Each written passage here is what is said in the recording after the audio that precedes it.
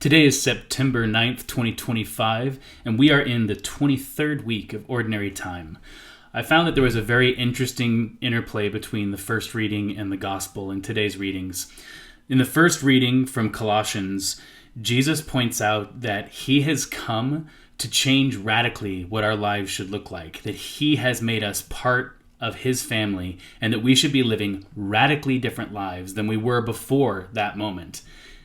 Are you living radically differently than you were before you were a Christian? Or are you living radically different than you were before you had a very big religious moment? Most of us, even us cradle Catholics, have had a moment in our lives when things became different. And maybe that hasn't happened for you yet, so maybe this is your moment. But most of us have had that kind of an experience where God seemed to crash into our lives in a particularly unique way, and that we're called to live differently after that than the way that the world calls us to live. Radically differently.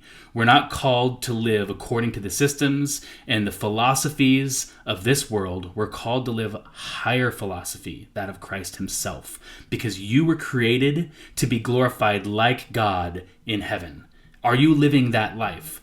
In the Gospel, right after this first reading, Jesus points out that he is a new iteration of Moses. How does he do that? He goes up on top of the mountain. All of his disciples are gathered around the bottom of the mountain. And then he takes the 12 and he calls them to a special ministry. And then he lists out the names of the 12, including Judas Iscariot, who would betray him. And he brings them down off the mountain. It says he walks off onto level land. And just like Moses coming down from meeting God on the mountaintop, Jesus comes down. And then in Luke's gospel, he launches into the Sermon on the Mount. And everybody is there, everybody is healed, everything is radically different, and the apostles' lives are changed forever.